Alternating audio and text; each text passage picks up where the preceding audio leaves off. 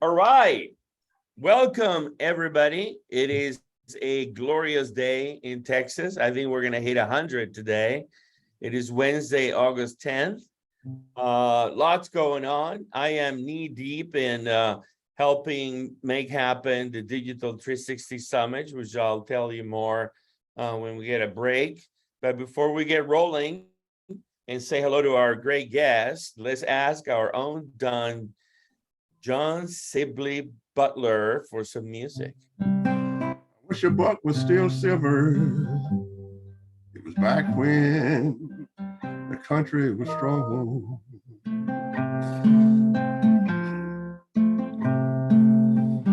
Back before Nixon, before the Vietnam War came along. Before the Beatles and yesterday, when a man could still work and still would.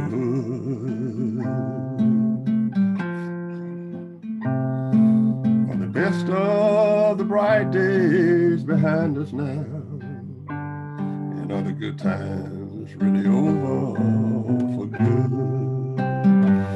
And are we rolling downhill like a snowball headed for hell? With no kind of luck for the flag of the Liberty Bell. Let's make a Ford and a Chevy that'll still last 10 years like they should. The best of the bright days are still behind us, and all the good times really over for good. Excellent, John. I like it. How are you today, my friend? I am doing exceptionally well. I'm working on a lot of startups, taking advantage of the great opportunities that we have. The political scene, I thought that the President Trump was going downhill, and then of course we had the order to look at his hometown, his home, and we went in there. America went in there to collect all kinds of evidence that the federal judge, the federal magistrate had done. All that's on top of everything else, with the possibility of the different types of viruses from the monkeypox. You look at the stock market today, it was really going high.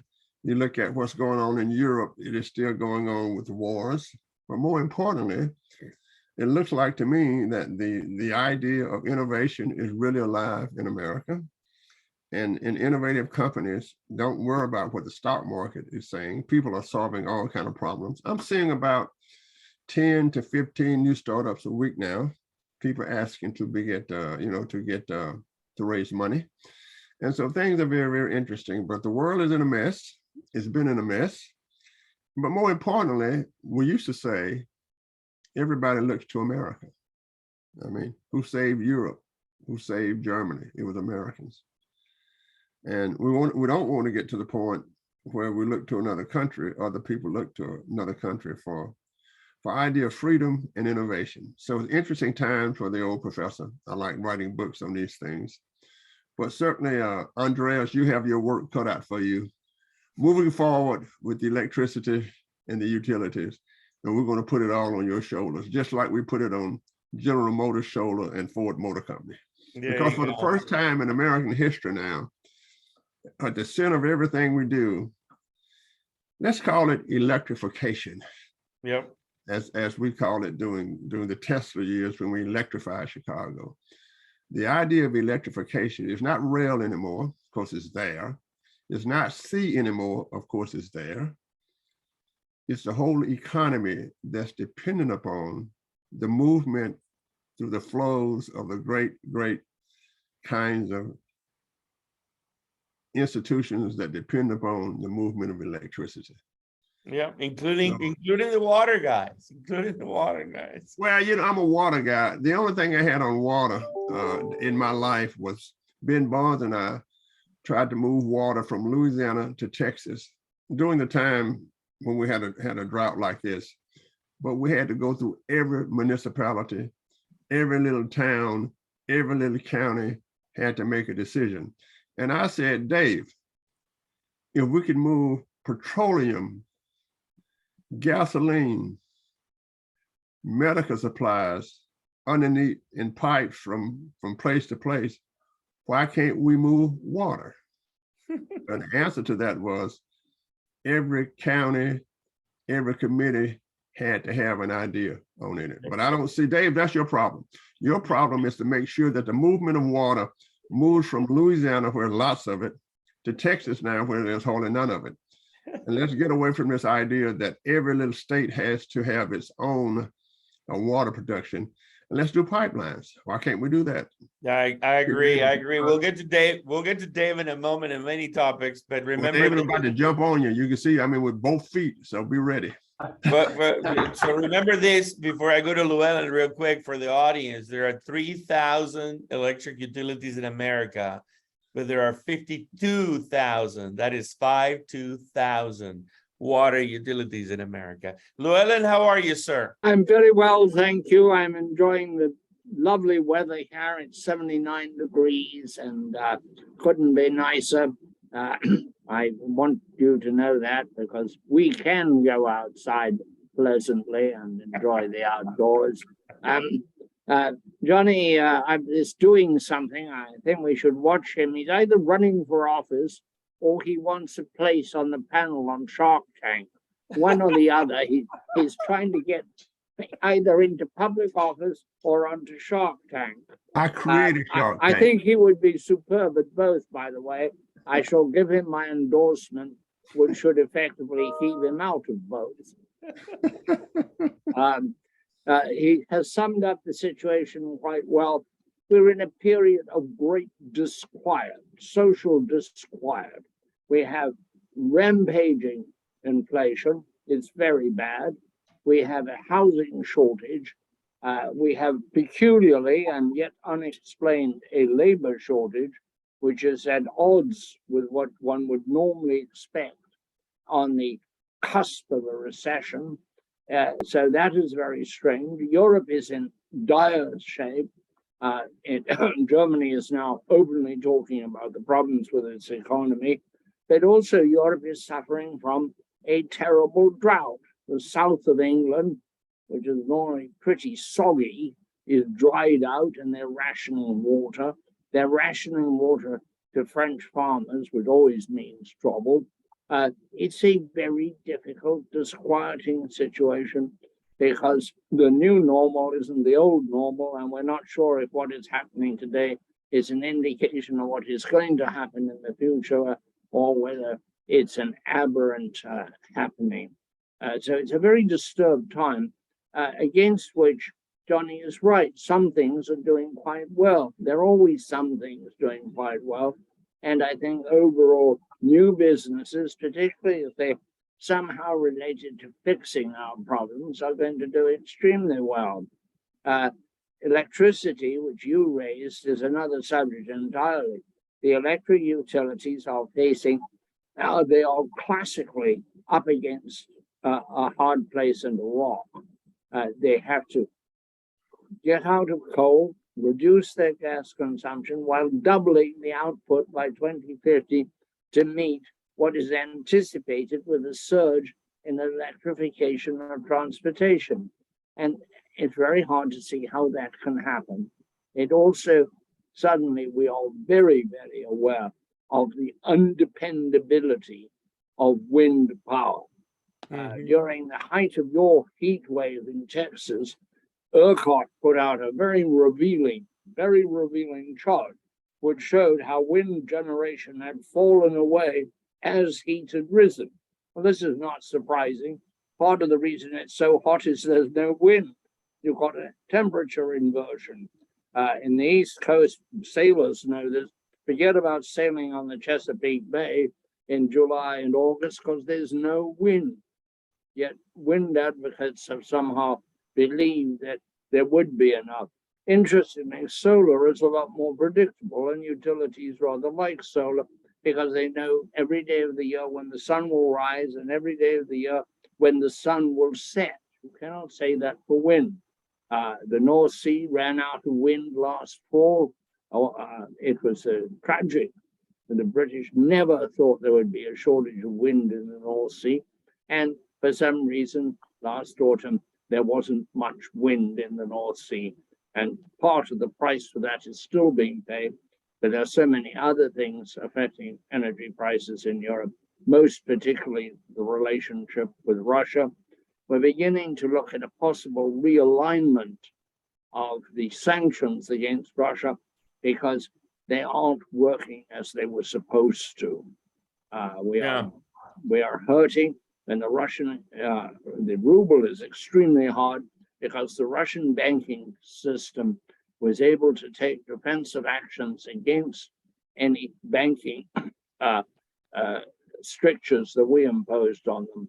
And we moved slowly with that, and they got ahead. And also getting a lot of help from the Chinese, the Turks, and others who are not enthusiastic about us particularly.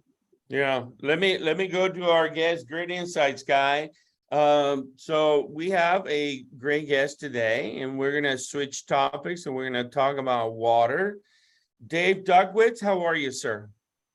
Great, thank you so much for having me on today. Appreciate it.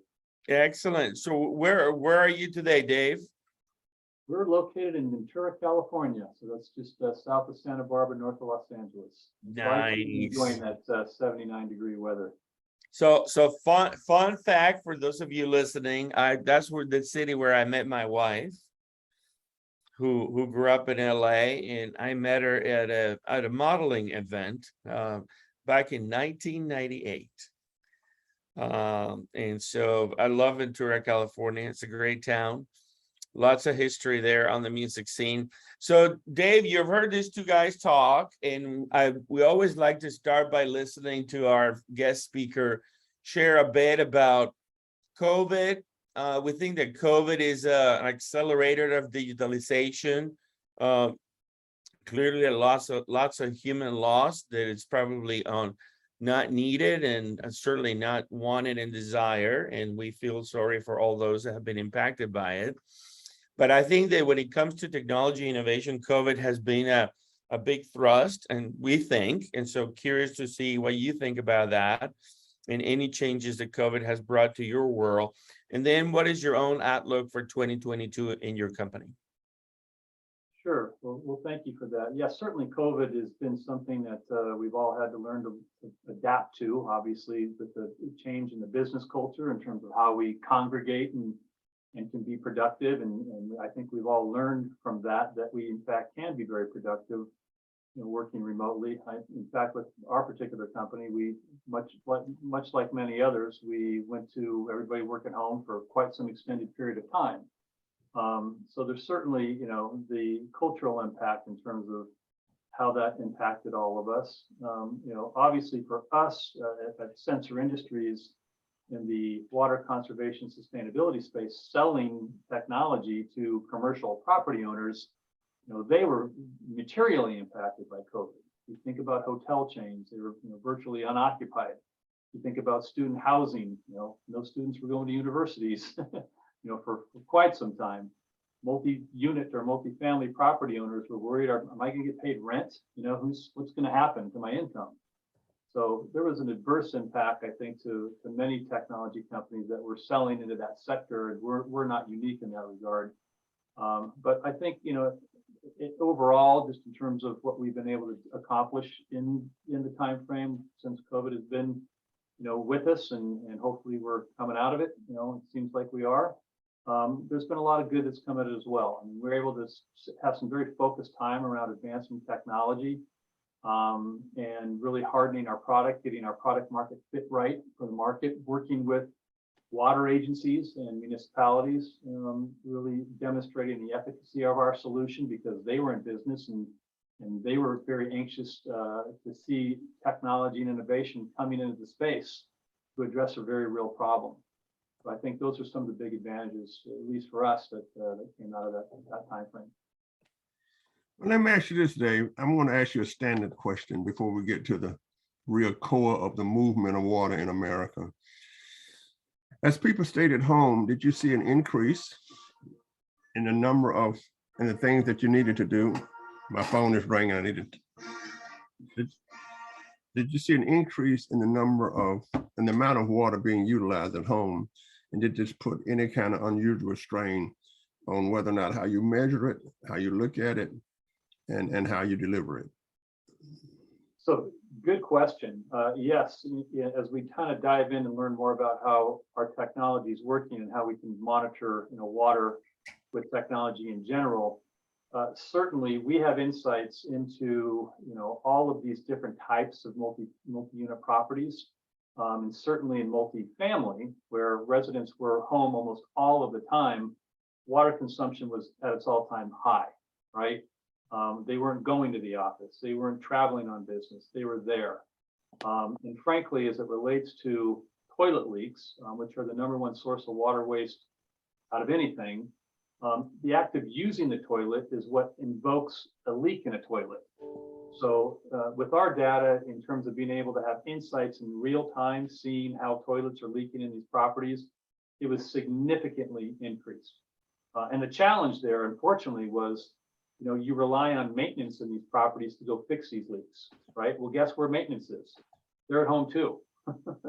So there was a lot of waste literally going down the drain during this time frame as a result. Well, for future references, our good buddy Andreas, we have a company that will solve all of your leaking problems. There's a technology that will identify leaks, and we'll talk more about that later. Now, the other question that I have is, when you look at America, where do you see the most important stuff relating to water? Well, obviously, it's a number of factors there, but certainly conservation and sustainability is a big deal. And in states like California, Texas, obviously, you've got droughts and it's becoming increasingly important. And then you've got areas in terms of what's going to happen in terms of regulations, and will there be penalties associated with overconsumption of water, right? Because there's not a lot of regulation in place for it today.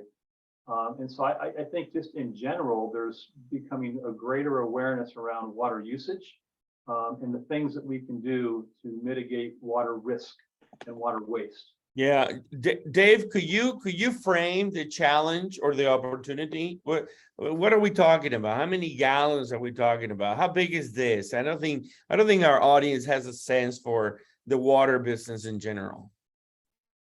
Sure. Well, we have some very unique technology in 2 specific areas. So I'll answer your question as it relates to the knowledge that I have. And so the 2 areas that we're focused around is water loss from leaking toilets and water loss from actually water intrusion events, right?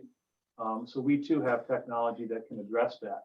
So let's talk about leaking toilets. I think it's staggering the amount of water waste that takes place. So to understand that, let's first talk about the toilet itself, right?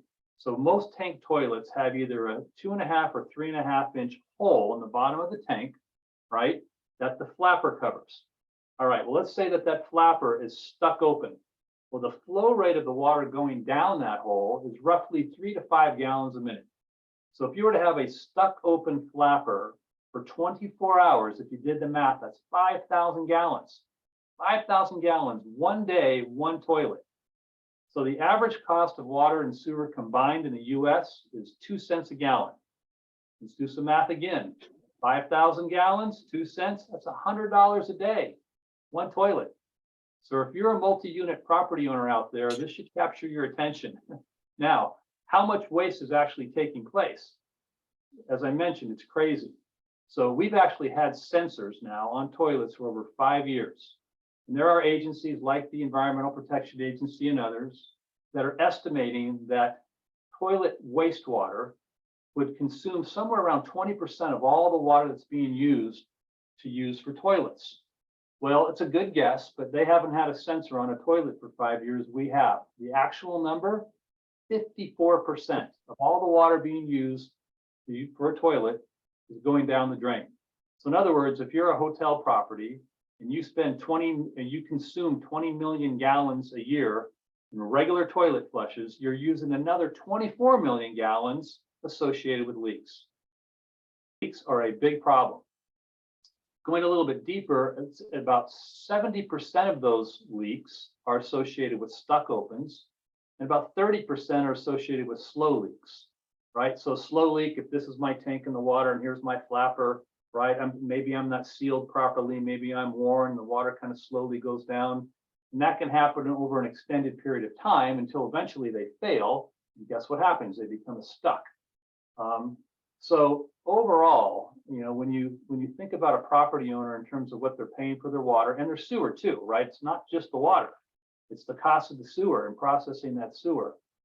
There's an opportunity to positively impact about a 20% on our low average savings, right? To property owners with water and sewer. That's a big deal. And it's so substantial that the ROI to acquire the technology is delivered fairly rapidly, usually, you know, a 12-month time frame, just given the, you know, the significant amount of savings that's available. Got it. Llewellyn? Yeah, Dave, could you tell us exactly what is your product that you're selling so we can build our questions around that, perhaps? Sure, I'd be happy to. So at Sensor Industries, we've invented our own, what we call a mesh network. So it gives us the capability to have a network inside of properties and buildings that will allow us to connect devices, right? And so what we have focused on is, in fact, water, whether it's water in terms of being able to be more cost effective with water, or water in terms of risk mitigation. So we have sensors, right, for Sensor Industries. One such sensor is a toilet sensor. The toilet sensor that's installed on the supply line of the toilet that can monitor flow. And once we can detect that we have flow, ongoing flow occurring, or even reoccurring flow occurring, we can then report out on that. So for example, we can monitor the basic 3 types of events that basically happen with toilets. Number 1, a flush, right? Here's my tank, boom, water, you know, basically depletes and gets filled back up. Number 2, a slow leak. Again, over time, you know, the flapper's not sealing properly, water dissipates, and then we're continually wasting water over a long period of time. And then obviously the most egregious is a stuck. So our technology can literally monitor the heartbeat of every toilet across an entire portfolio of multifamily property owners, student housing, hotels in real time, right? And tell the maintenance person exactly where the leak is taking place and what type of leak it is. It's a stuck open in unit 203, go fix it, right? So that's our toilet sensor line of solutions. In addition to that, as I mentioned, we have water intrusion devices. A water intrusion event is the #1 insurance claim by type. The average insurance claim for a leak or a flood is about $40,000, and that's probably on the low end, right? I think we've all probably had something like this happen in our homes. And so there's no way that you're ever going to prevent a flood from taking place, but if you can detect it early, you can prevent it from becoming catastrophic. So we put real-time sensors on locations like water heaters, underneath sinks, behind refrigerators, in boiler rooms, in air conditioning pans. You know, kind of close your eyes and use your imagination, that are designed, again, to monitor for moisture in real time. Once we detect that, once again, we send that signal, if you will, or that event through our system. We have a platform in the cloud. It's all AWS based, and we ingest this event data into a work order. So we now have an organized way that we can dissolve, or the maintenance teams can resolve these issues. So at a very high level, that's what we're up to. I'd like to, building on that, one of the things that you notice if you lift the top of a toilet nowadays is really how poorly constructed the internals are. Years ago, there was brass, there was soldered pipes, there was substantial inside the toilet. It was a piece of substantial engineering. Now it's a little bent hook here, a piece of plastic there. It is the most unconvincing real-time product that we use. Surely we would save a lot of water if we simply made the manufacturers build to a higher standard than they are building. Sure. Yeah, I mean, you're right. The same technology has basically been out since the 50s. right? And there's something like 300 million toilets in the United States alone that are leveraging similar technology. There's been some advances. There's vessel assist toilet tanks, and there are some, different types of apparatuses. But for the most part, you have a handle outside the tank connected to a bar inside the tank, connected to a chain, connected to a piece of rubber. That's our toilet. And if any one of those four pieces are out of alignment for any reason, guess what happens? You get a leak. So we're out to try to solve that problem for those toilets that are out there that are older, and even the newest ones, frankly, and be able to give property owners awareness, right, in terms of where these leaks are taking place. Andres, you're muted. Dave, make the case for me real quick for those listening. So if I own a 1,000-bedroom apartment building, what's the ROI? I called you, you come over, you install everything, I write you a check. How long before I get my money back? Sure. So as I mentioned, generally speaking, our return on investment is driven, by the cost of water. So it depends on ROI is going to largely depend on the cost of water. And then, as was mentioned earlier, it is crazy. There is 50 some odd thousand water agencies and municipalities, and guess what? They all charge different. Some charge with super, some charge without it. Some are a half a cent a gallon. Some are 4 cents a gallon. And so we try to price our ROI to adjust for that. So we're actually going to price our solution to deliver a strong ROI. We target a 15-month payback. Oh, wow. That's fast, John Mutler. 15-month ROI business model. That's pretty successful, right? You're muted, Johnny. I think it's very successful. My question is this: does it interact with buildings around them? That is, it seems to me that, say, unlike necessarily electricity in homes, that water is more of a universalistic kind of character that will always seek its other places, right? And so if we take that and put it with technology, so as you install the sensors, isn't there a selling point which says that anybody that's on this line should also have this also? Because if all of a sudden we can understand, for example, if my neighbor would water his yard every day, right? And then of course in Texas, when they do that, they still take the average, as you know, and charge everybody for him watering his yards. My question is, as you put sensors in different places, it seems to me that the systems have to be more universalistic with water, as water flow through pipes in different kinds of ways. So if you have one apartment across the street and the other one across the other street, for the maintenance and how people talk about and talk about utilities. So when I'm selling my apartment house, I'm renting my apartment house, and I say, well, the water bill here is $2, and across the street is $8.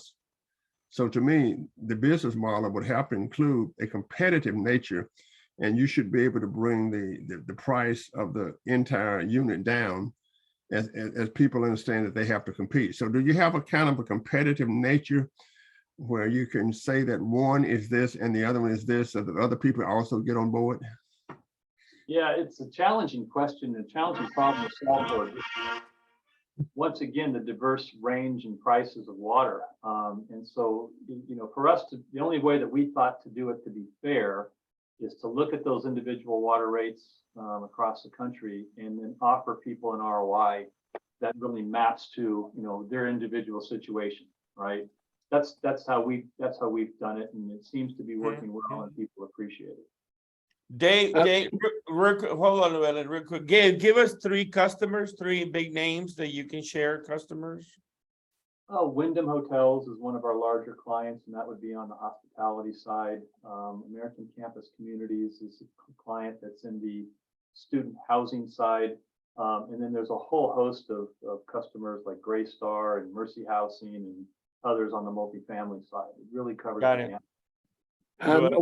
When you've identified a leak, what is the fix? I mean, given the rather shoddy nature of the internals in most toilets, it'll leak again.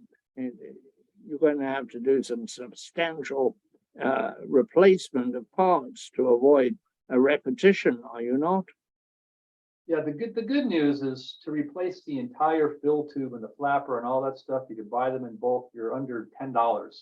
So if we find a leak, our best practice that we recommend is, look, just go out there and replace the whole thing, right? It's not worth the time of the maintenance person's efforts to go out there and just fix the flapper. It could be any number of those things. They can replace the whole darn thing for, usually under $10, and it only takes a few minutes. It's not hard to fix it. It's just hard to know where it's broken.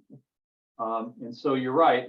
And so the other thing that you need to take into consideration is we're measuring the flow of the leak, right? So when we send that text message out, we're able to do that in a way where we can say, hey, look, here is a prioritized list for you, Mr. Maintenance Person, of the things that are leaking in your building. And we're going to send you to the top ones first. Even if you got the top 20% offenders, you're going to save 80% of the water. So you don't need to get them all. Go do your other job too. This shouldn't take you all day long every day to fix your toilets. Let's just fix the ones that are the most significant and meaningful.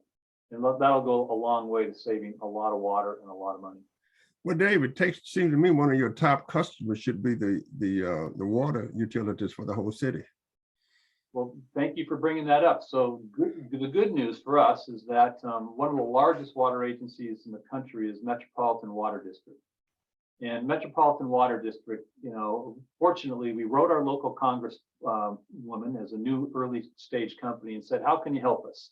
Here we are, we're a small company in Ventura County, and we'd certainly like to get some government assistance in any way that we can. And so she made an introduction, and her name was Jackie Irwin. She's fantastic. Made an introduction to a local water district in Oxnard, California. They said, gee whiz, we have some housing, low-income housing we think you'd be great in. Long story short, we ended up in Oxnard Housing District, and that project got sponsored by Metropolitan Water District. They said, show us a 6-month case study. And if you can demonstrate that there's substantial savings there, we'll take a closer look at this. Well, that case study, in fact, did exactly that. That led to probably another dozen case studies. And that led to having a really great collaborative relationship with Metropolitan Water District today, either through Metropolitan Water District or a lot of the agencies that have rolled up into them. Thousands of sensors have been offered to multifamily property owners at either some substantial discount or 100% discount. As a result, as it relates to our ability to demonstrate efficacy with our solutions. Mm-hmm. Now, go ahead, Glenn. So you have these sensors and you can sense the waste and you can repair it. What's chapter 2? What's beyond that? Are you going to be able to use your technology, your sensing, your water sensing technology to do other things? For example, it occurs to me that one of the urgent needs in many situations is to separate out fresh water and wastewater, which as we run out of water is going to be an important dimension in the solution. What other things do you measure in what circumstance, or in what circumstance would you like to measure other things? What new business would you like to be in using your technology? Thank you. So yes, today, as I mentioned, we are monitoring toilets in real time, and we're monitoring for water intrusion in real time. Those are to the top 2 substantial, I think, opportunities for property owners. Beyond that, there is a lot more. And I think the idea for a company like ours to really win in this space is to become that connected device, to become that Google Nest, if you will, for the multi-unit properties, right? So we can have and interoperate with other connected devices. That's the vision of Sensor Industries. So where we see ourselves going in the immediate future is to shut off, right? To be able to monitor at a specific location and shut it off. Our whole value proposition is point of use. I'm monitoring a toilet in real time. I'm monitoring a water heater for a leak. Well, if I know where that device is leaking, why don't I shut it off? Why do I have to shut the whole building off? Why do I have to wait for the maintenance guy to get there? So we're looking at technologies that will allow us to do that. We have some ideas. We have actually some patent work that we have in motion with some interesting ideas about shutting the water off automatically and then turning it back on. We're looking at sub-meter applications. We're looking to move to, one of the challenges for property owners in the past has been, there's a variety of these mesh networks. what device can I connect to? And if I like this device that runs on this network and this device that runs on that network, all of a sudden I got all kinds of repeaters and gateways and different networking equipment in my building. How can I unify all that and have one, seamless back end to monitor all these devices? That's the way of the future, right? Whoever can get that vision and architecture straight is going to win. And we feel like we're on a path to be able to do that with some of the areas that we're focused on.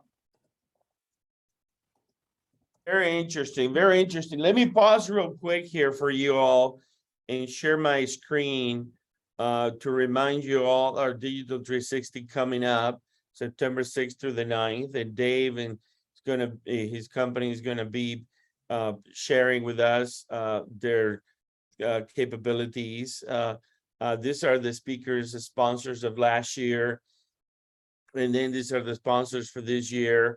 And maybe more. And I want to thank Texas State University for hosting the Digital Roundtable and remind you all of the labs that we're building there, 700 acres, 9 labs. And so let me come back to, for those of you who are listening and don't know much about Dave, I just want to finish introducing him for you all. So prior to being the CEO of Sensor Industry, Dave was CEO of Target Media Partners, CEO of Citizen Hawk, General Manager of E-commerce at Value Click, SVP of Global Sales and Operations at Commission Junction, SVP of Global Sales at SupportSoft, President and GM at Stamps.com, an interesting company that many people probably know about, and SVP of Sales at the Computer Associates. Dave holds an associate in arts degree in computer science and engineering from Ventura College. He's definitely hometown local boy, and a BS in computer information systems from California State Polytechnic University in Pomona. I don't know how you go to school there. Surfs up. Not easily. Yeah. So Dave, when it comes to water efficiency, and your discussions with the big boys, with the hotel chains, with the apartment complex, I mean, it seems to be that it is like energy, a forgotten challenge. You know, there's a facilities manager running around managing things. They don't have a big budget. They don't have a seat at the table. The facilities guys report to some supervisor that reports to another director that eventually reports to the CFO, perhaps. How do you elevate this conversation? How do you enter the C-suite? How do you convince Hilton or Marriott to buy a billion units from you? Yeah, good question. Once I crack that code, then we'll be off to the races. But we're working on it. The good news is that there's just so much in the press today about water and the droughts and challenges that companies are going to be faced with. And I think that there's given the amount of constraints and maybe penalties that might be pushed down. And in California, they're talking about 55 gallons a day per resident. I promise you today, we're each using 120. Time we wash our car and wash our clothes and water our lawn and all that good stuff and take our showers, it's 120. So if you can take your overall water consumption down by 20%, just monitoring your leaking toilets, not to mention water intrusion, it goes a long way. So I think to answer your question, Andres, it's about that visibility. And I think it's going to become, more of a standard thing where companies will look to technology, right? Much like they do to smart cities and for efficiencies. And so our strategy is to be there, obviously getting to those top people that are receptive to that story. And by the way, this feeds perfectly into ESG, right? Discussion around ESG. Well, we have measurable data on a toilet that can tell you where you are today and tell you where you want and help you monitor along the way and demonstrate how you're going to get there. And again, David, how intrusive is your installation? When I go into a toilet, will I know if your sensor is installed there? The device itself is about this big, and not unless you're on the floor, you're looking up at the toilet, would you ever see it? Which I don't think many of us get get in that position maybe when we were younger. I don't know. I'm thinking all sorts of weird things. I've just had this vision of Andres on a surfboard, and I can't get it out of my head. I'm sure he can hang ten with the best of them. Well, Dave, let me ask you this. You know, you brought up a very interesting question. For the average person, and there's a little leak, they really don't think about it. Whether it's a leak on the outside faucet, whether it's a leak in the basic hose pipe, whether it's water skeeting out when you're mowing your yard or washing your car. There hasn't been a consciousness about the accumulation of what it all means in the aggregate.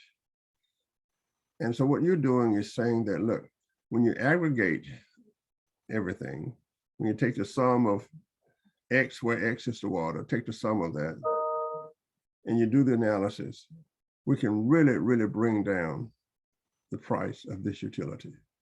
Mhm. So one question I ask is, how do we get a consciousness about, let's call it the waste of water?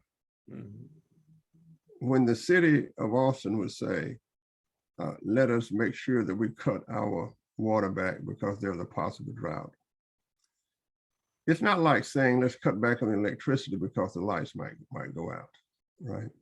Mhm. So is there a campaign to make people's consciousness of the fact that the flapping wing of a butterfly, as Mhm. we would say in physics, could have a great effect on a storm in Louisiana or the entire weather patterns? Have you thought about that consciousness kind of stuff for the entire? Yeah, and the good news is, you know, fortunately, our government is thinking about it. And as a recent example, the U.S. Department of Energy created this program called the Better Buildings Challenge. And they went out and they challenged companies like Google and Procter and Gamble and others, you know, folks, how can we create, you know, technologies to help these buildings run more efficiently, whether it's water or energy or whatever it is. And so we fortunately were nominated for an award on a property where we installed our technology, and lo and behold, in 7 months, this property in Los Angeles, we demonstrated we actually saved 1 million gallons of water in 7 months, right? A lot of water. And so with that, we actually won the 2022 Water Innovation Award by the U.S. Department of Energy in the Better Buildings Challenge. That whole program, that whole initiative, you know, is creating this consciousness about technology and the fact that we do need to do better and we do need to save. And so I think it's just programs like that and companies that are willing to kind of lean in and support and embrace these concepts that are available for companies to use will help create that awareness. There's certainly a long way to go, but I think we're getting on a path. Mhm. So Dave, is it fair to say that you've been in business now for 5 years, right? That's correct. Yeah. So it seems to be like you have plenty of data to you know, I would think that a water utility would see your solution as a no-brainer, and that they would basically buy your product at list price from you and give it away for free to their customers. And if they could save that water, that would pay for itself in no time. Am I right on that assumption? You're absolutely right. And I hope there's a lot of people in water agencies listening to your message right now, because contact sensor industries is the answer. There Yes, you go. and that's been happening. Unfortunately, we have had a number of situations like that. I'll be honest, mostly in California. You know, California is leaning in heavy. There are other states as well, and we're doing our best to reach out and create the awareness. Right? People don't know what's out there.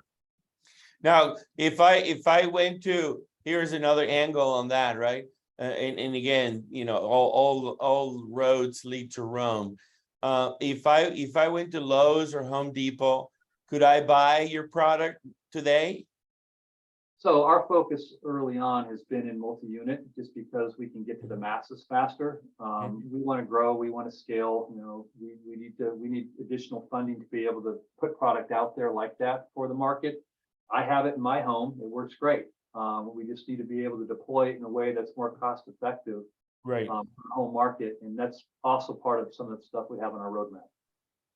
Could your product be bolted or added to the entire guts of a toilet component? So like, could you make an OEM deal with the guys who sell, so that you don't have to go consumer yourself, but the guys who make the toilet equipment, could they be a channel for you? Well, if you think about the largest fill tube that goes inside of a toilet sold in Lowe's and Home Depot across the nation, we actually have a device that's built into one of those manufacturers. It's probably good that I don't say which one it is, but it's one of the biggest. That would in fact make that a smart device. Right? Got it. Got it. There's ways to do that with the internal workings, and there's also ways to do it, frankly, on the toilet itself. Yeah. Now, real quick, Dave, can you talk a little bit more about your mesh technology? Is it Wi-Fi? Is it LoRaWAN? Is it RF mesh? Is it cellular? What is it? Sure.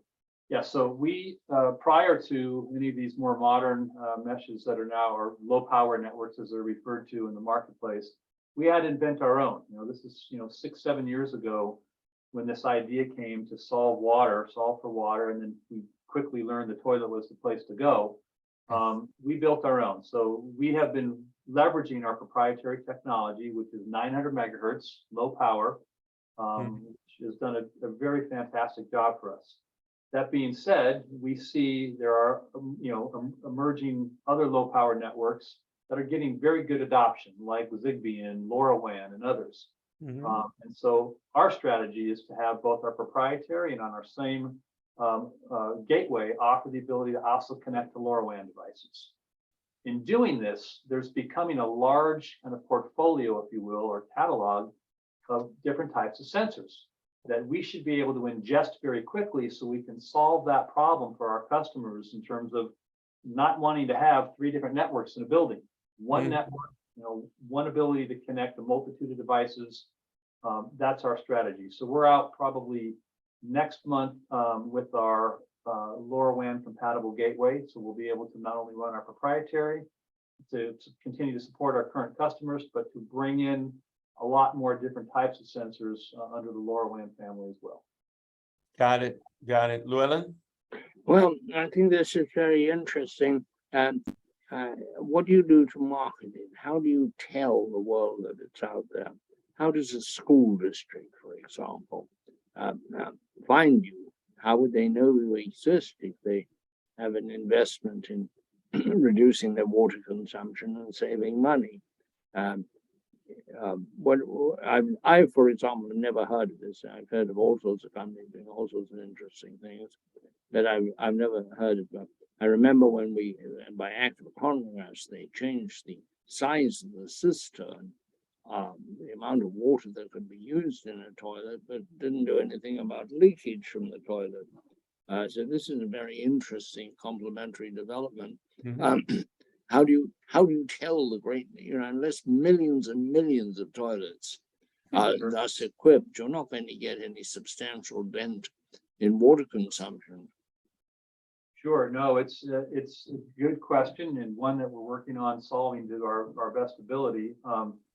Frankly, it's been a multi-pronged approach. One is to obviously target the largest companies out there that have the most units, right? That's the obvious thing. So you break that down by multifamily, who's in there, and who's in hospitality, and who's in student housing, and you come up with a target list, and you come up with a very specific case study or two that's targeted at that vertical. And good news is we have those. We have representation in all these verticals. So that's the direct targeting. And then we have partners, right? We have channel partners that have great relationships inside these verticals that allow a faster path to get there. And so we have a channel that we built up leveraging those channel partners. And I think the third prong of the three-legged stool is in fact the water agencies and municipalities. proving to them the efficacy that we can deliver, such that, when it comes, no one's ever going to lean in on a municipality side and say, you should buy this, but they'll say, yeah, we've seen savings come from this technology, and we are a supporter of the technology, and we'll offer. How much installation is there? In terms of the effort? In terms of putting your product into a water tank? Well, as it relates to installing a toilet sensor, as an example, it's as simple as disconnecting, shutting the water off at the angle stop, as it's referred to. The supply line comes out of that and gets connected to the bottom of the toilet tank. Shut the water off, disconnect the supply line, screw in our sensor, reconnect the supply line, turn the water on, done. It's about 3 minutes. And then the only other thing you're really doing is connecting repeaters around the property. Generally, it's one repeater will service, 4 to 6 units. And it's plug and play. You plug them in, connect to the internet, and you're up and running, and you can start to monitor in real time pretty quickly. In very high use situations, for example, a sports stadium, are you going to get false readings because the water is going to be flowing pretty continuously? So our focus today is on what we would call the tank toilet, and maybe in a sports stadium, I would expect to see more of a power flush type of a toilet, which has a different type of plumbing mechanism, and they do leak, but they don't leak nearly as much as a tank toilet. So we're focused on that tank toilet where the waste is the most egregious. Right. Johnny, you're muted. You're muted. You're muted, Johnny. Now, let me just say this. I mean, in terms of your business model, and look, it is best to go to the people who make the commodes and let them license your technology. So you can, and so then they can say that my commode is much more competitive on the market. I think that going to B2B would be much more efficient than going B to individuals. So what you do is, it's like anything, it's like GPS. So when we started GPS, we had to go to the store, put it on our dashboard, and now GPS is built into our automobiles. Or it's like the cell phone, when we have to, go buy a cell phone, and all of a sudden we had to hook it up to the cars ourselves. Now the automobiles just interact directly. So your business model, and I expect a big check for this, Dave, to make you billions of dollars, would be to forget about coming to my house. You go to the people who make the toilets themselves and say, I have a proposition to you that would add $800 million to your bottom line. And then you lease that to those companies. Then when you go play golf and you have mailbox money. Start tomorrow. Now, Llewellyn would like for you to go out and hire a bunch of workers and take it to go door to door to create jobs and let them bust their knuckles. But I'm just saying, what you do is you just go B2B, go to the people who produce the commodes. And then when you leave on your private plane, you wonder, I wonder what those workers will be doing next year. Trying to get under Llewellyn's skin has been rough. I think I'm converting to my way of market economist. I have always been in favor of the market economy, but not of the kleptocracy, which you think is capitalism. Well, I cannot think I'm of trying any to other teach unit. you how a civilized market economy can work as a great distributor of goods, services, and employment, and distributor of opportunities. However, your idea, which emanates from the whole hubris of Texas, is that squash the rest, bigger the neighboring states. I'm all right, Jack. This is not market capitalism. This is a primitive kind of Texas approach to life, and I'm just trying to help you get into a proper appreciation of capitalism, of market forces, and of a civilized human arrangement. When I was just in a meeting and they were telling me that equity is when everybody can reach the apple in the tree, and I said in Texas, everybody create their own trees. There you go. There you go. So Is that rather banal statement unique to you, or did you copy it someone? I don't know, but if I can steal it, I will. so John, That's another feature of you have capitalism. made my point with unusual eloquence. John and Llewellyn, could you agree with me that 300 million toilets at say $100 per toilet, it's a huge opportunity? Oh, I think it's a huge it is a huge opportunity. And I think we're Dave going and to I have will talk about it, but if you're going to do this, I can start my own toilet production tomorrow, put your technology on and run everybody out of business. Let's go, Johnny.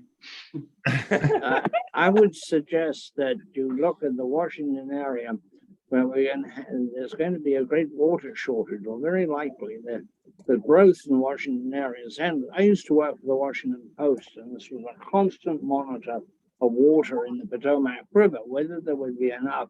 And Washington was a lot smaller then. If we have the kind of drought we're seeing across the country affecting the water supply, the watershed of the Potomac, you're going to have a sudden interest in every water saving device by the federal government, because that's centered in Washington. And there's going to be a huge surge, in my opinion. I think you're going to be the beneficiary of this, Dave, of devices to reduce the really abusive way we use water. And we do use it in an abusive way in everything from washing cars to flushing toilets. Yeah, absolutely. I also think that there is a great opportunity, Dave, and you know, and I know that you know this, but once you have that mesh network in that premise, the sky's the limit on other sensors: air quality, CO2, methane, humidity, you name it. Right. That's definitely the roadmap strategy. Yeah. Add sensors so we can monitor more and be more useful to property owners.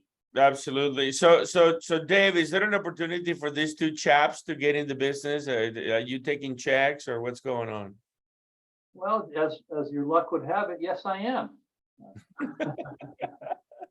I'm happy to volunteer some of John Sibley Butler's resources. He seems to need advice, and I'm happy to give it to him.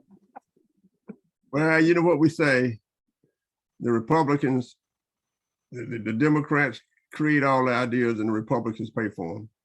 So I'm ready. Well, if that's true, it's worked pretty well over the decades. Well, you know, Dave, I want to thank you for spending some time with us today. And, you know, there's the life of an entrepreneur, a serial entrepreneur like you. It's always fascinating to witness and to be, you know, a good spectator. Hopefully we'll get to stay in touch and see you succeed. Congratulations on the journey so far. Looking forward to seeing you again and having you. Thank you for being with us today.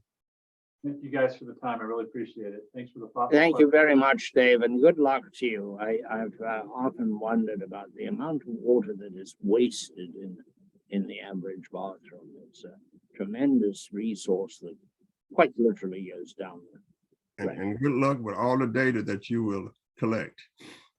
Thank you, guys. I appreciate it. Absolutely. Johnny, take us away. Let's continue. I wish a Coke was still cola, and a joint was a bad place to be. And that was back before Nixon lied to us all on TV.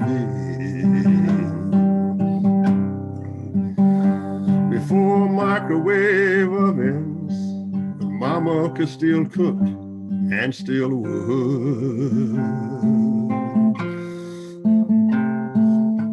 The best of the good days behind us now, and are the good times really over for good? Stop rolling downhill like a snowball headed for hell. Stand up for the flag and let's all ring the Liberty Bell.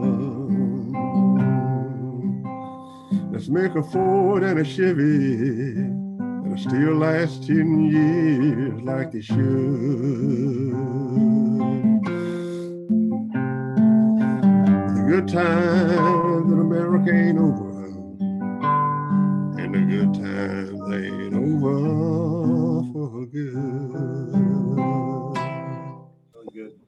Excellent, Johnny. Thank you very much, everybody.